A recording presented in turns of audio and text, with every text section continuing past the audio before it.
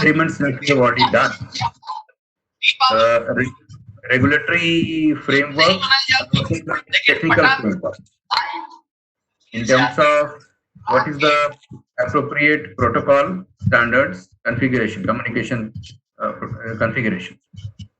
So I believe the topic, one of the areas was for the use case of IoT, Internet of Things, IoT in managed charging of the smart charging. So definitely IoT is playing a very, very vital role. As we go through the slides, we'll have a overview as to what is happening with it. Now, let me put it on in the slideshow mode.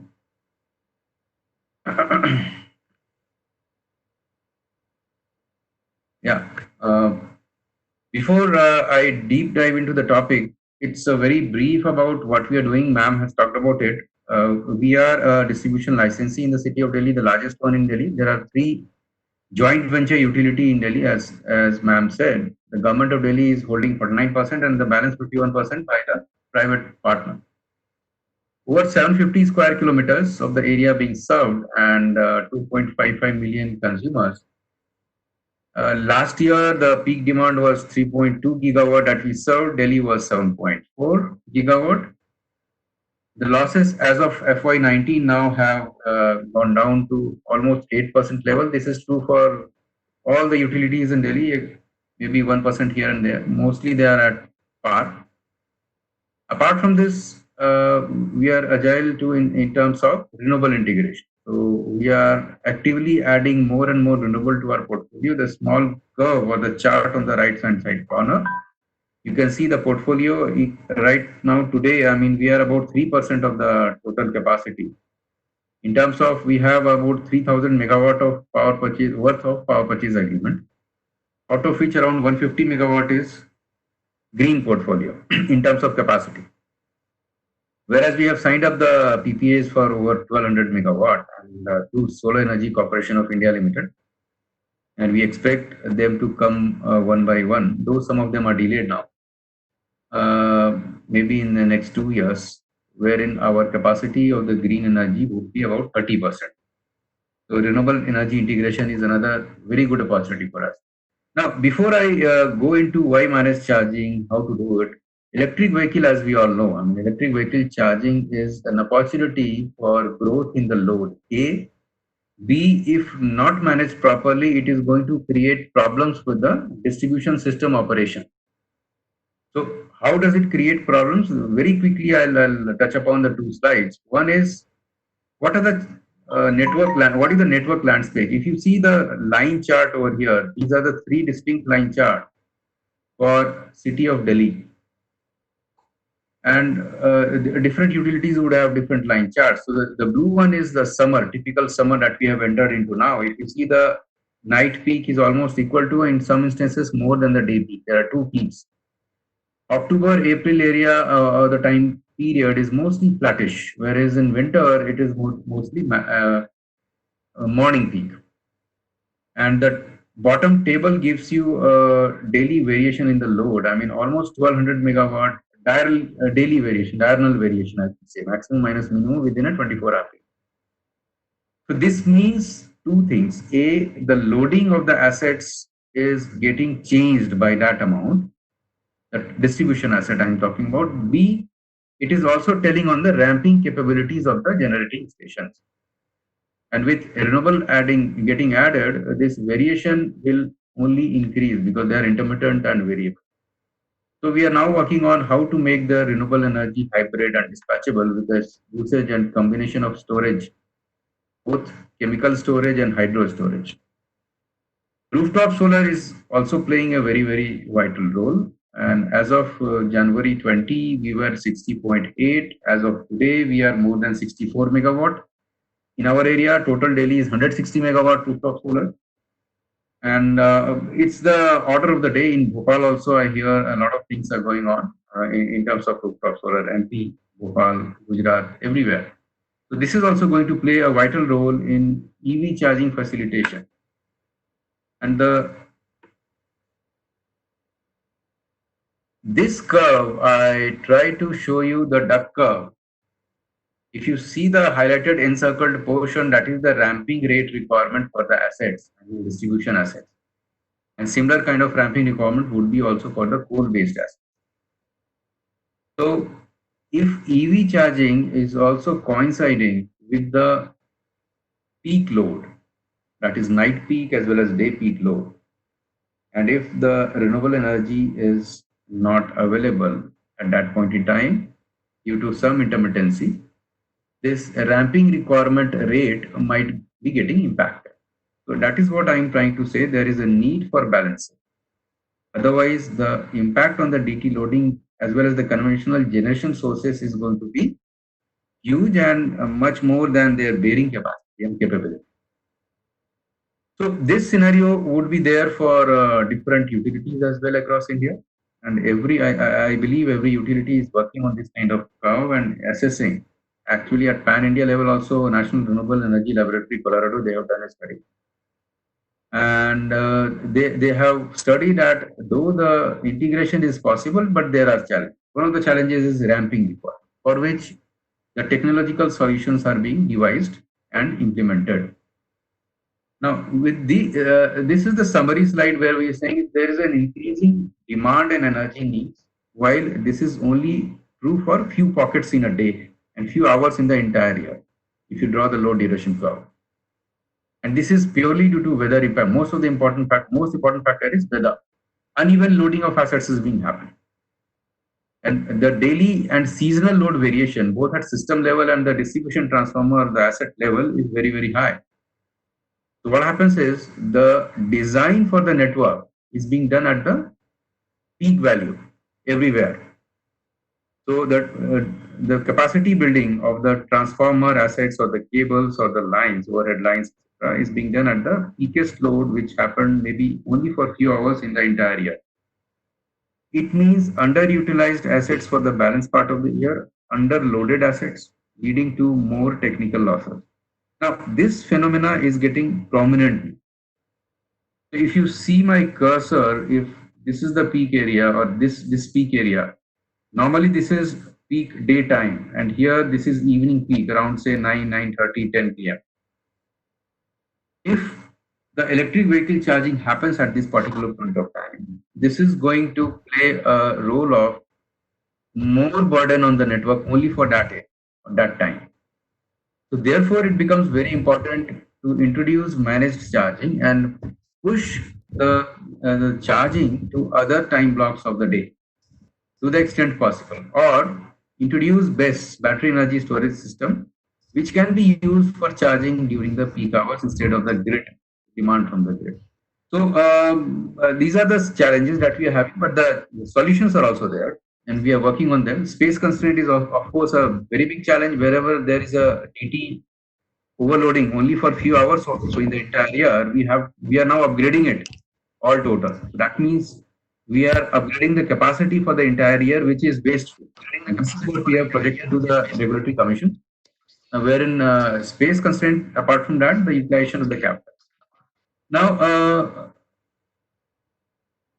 this talks about the low duration curve, which I was talking about. Only 20% loading is prevalent for 80% time of the year. This is a typical distribution transformer of 1000 kVA capacity. So this is rampant, and this is due to the principle of network design and implementation using peak load principle. So space constraints for the network upgradation is there. Overall lower utilization of asset, whereas rooftop solar can help reduce day peak loading of the assets. In terms of the net draw from the grid will be lowered, but in the night the problem persists. So we have to see that this problem in the night time is not aggravated by the EV charge. So it is not coinciding with the peak night peak load. So EV charging, for example, many of us would have also traveled in three-wheelers, e-rickshaws. They are the electric vehicles as of now in India, everywhere. In Delhi also. In Bhopal also, I'm sure there are so many e-rickshaws. Now, e-rickshaws, apart from them, now two-wheelers are coming in a large number. This is going to be rampant across all the localities.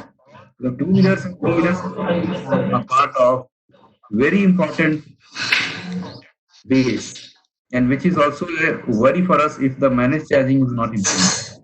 For example, a two-wheeler typically takes, 1 kilowatt for charging. Very small, right? But in a particular distribution area, a distribution transformer is serving, say, for example, 300 all of them put up the charging at the same point of time. And suppose 100 of them are getting charged, it's going to have a considerable impact on the people. So distributed load aggregating up to a common level, at the DT level, DT overloading. I see a lot of noise. If you can, Dr. Pradeep Kumar, वो kitchen में है इधर आप लगाएंगे ना वहीं पे नन्हे जी Yeah, please mute your mic. Participant, please mute your mic. Thank you. This daily load curve, if we see the peak summer day, if we see the valley portion, this portion, which is dead in the night, around 3:30 a.m. to say up to say 10. This is the place where we want to fill up the gap with the EV charging. Similarly, we should avoid this area because this is going to further peak, cause peak loading. You see, this is almost 80% loaded here, 1000 kVA DT. In the evening, one opportunity up to say 9, up to 900 kV. What we are trying to say is this typical there for all the distribution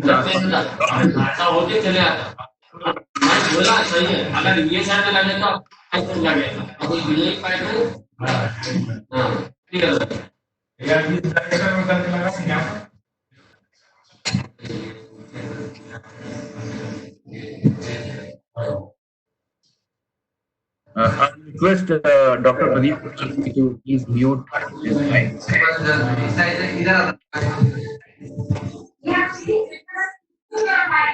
Yeah, please listen, mute your mic. Window अच्छा रखूंगा ना अच्छा रखूंगा point को window किस तरह का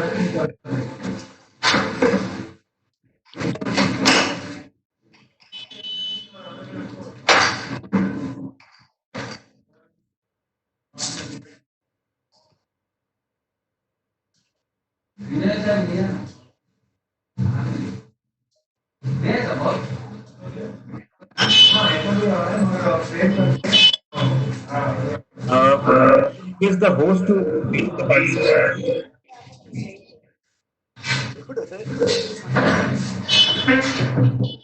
I think Priyanka participant.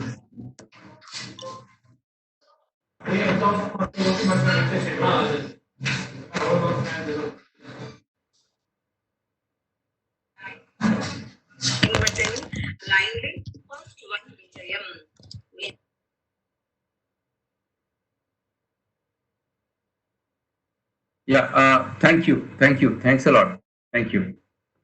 So let me reiterate this point. The load curve of the distribution transformer will definitely govern the way we manage our load and manage our electric vehicle charging. So when we say electric vehicle means two-wheelers, three-wheelers, and four-wheelers, not only about the car. And we see in India, the two-wheeler and three-wheeler, they are the major portion of the electric vehicle across India. Every city and every tier 1, 2, 3, every city in villages, we have three-wheelers and two-wheelers coming in a big way now. So the problem we are going to grapple with is problem of distributed load getting aggregated at a DT level.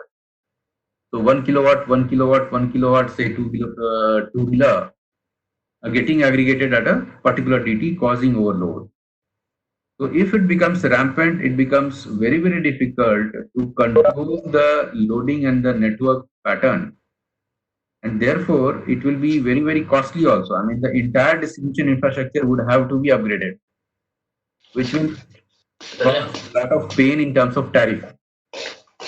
So therefore, with all these things, we are saying that the managed charging is very, very important. Now, what are the key drivers of the managed charging? Optimal network planning. Common network is there. I mean, there is no separate network for the electric vehicle. And the two-wheelers, three-wheelers, and charging, etc., happen to the same network, to which we get our power in the homes or offices or colleges, institutions. Peak coincidence. So, as I was speaking the previous slide, I mean, the peak coincidence has to be avoided. Otherwise, it will aggravate the already peak situation. Renewable energy integration. So, clean vehicle charging can happen at the time of the day when the share of the renewable energy is more. So, what we are doing is we are integrating the managed charging operation and mapping it with the renewable generation profile and injection into the grid, so that when the generation is more, the solar it is in the daytime and the wind in the night time. So that point in time, we can actually, through our DERM solution, we can schedule the charging and the rooftop solar generation together, so that there is no problem of over injection or over voltage problem due to the solar. Simultaneously, the entire solar which is getting injected is also being absorbed. There's a balancing in terms of the load. And the other thing is that electric vehicles are getting recharged. So this is possible through distributed energy resource management system (DERMS), which I'll be talking about in next few slides.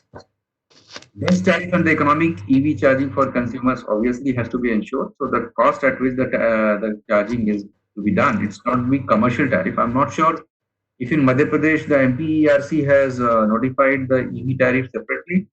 Maybe they would have done. The idea is to have the EV tariff very close to the marginal cost of the distribution's utility purchase, power purchase.